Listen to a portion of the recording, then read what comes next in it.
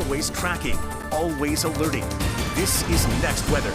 Well, we made it to December 1st here, the end of the season, and the numbers coming in, it was a pretty active season, just didn't really impact us here across the East Coast here. We had one landfall, and that was a tropical storm, Chantal, and that was at the beginning of the season here, but it was pretty active elsewhere here across the Atlantic. Many of the tracks turning to the north and then turning off to the northeast here, so many storms were actually hurricanes. We had a number of Category 5 storms and a number of storms which intensified rapidly. Erin was one example in 24 hours, going from a minimal hurricane 75-mile-an-hour wind to 160-mile-an-hour wind. That was just a 24-hour period. And we can't forget Melissa here, as it slowly worked its way to the west in 72 hours, went from a tropical storm to a hurricane with the strongest wind at landfall there at 185 miles an hour. But that is it for the season here. Of course, we'll have an in-depth look with Scotty coming up in just a bit here. But hey, we made it here to December 1st, and even though it was a intense season elsewhere, it just didn't impact us here across the Northeast, across the U.S. here. Something to remember over the next few seasons here, because the steering currents may not always be the same here across the area. Look up tonight. You'll be able to see the space station as it flies by just after 6 o'clock.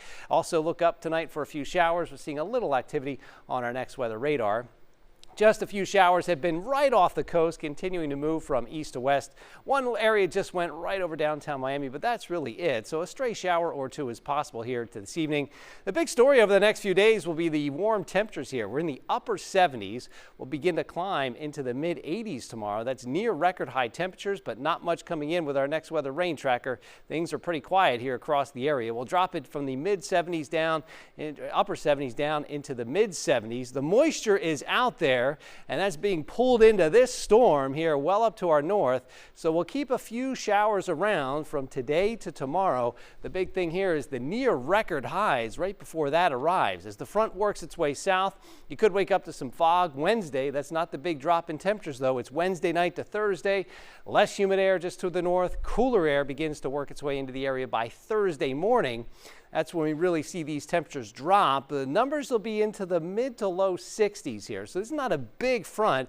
May not even see the 50s, but coming from near record high temperatures there on Tuesday. That's where you could see a little change in our weather here by Thursday morning. Miami-Dade will see the temperatures there dropping into the lower 60s, maybe some upper 50s there over the interior. And this is just for one day. By the time the air crosses Florida Bay, gets to the Keys, we'll see temperatures there into the mid to low 70s here. Next weather 7-day forecast has a temperature of 85 tomorrow. That's that near record high. Record's 86. Then we drop it down into the mid 60s by Thursday. Nice sunny afternoon with low humidity. The clouds come back. The warmer temperatures come back ahead of another front, which will be pushing through the area by the end of the weekend.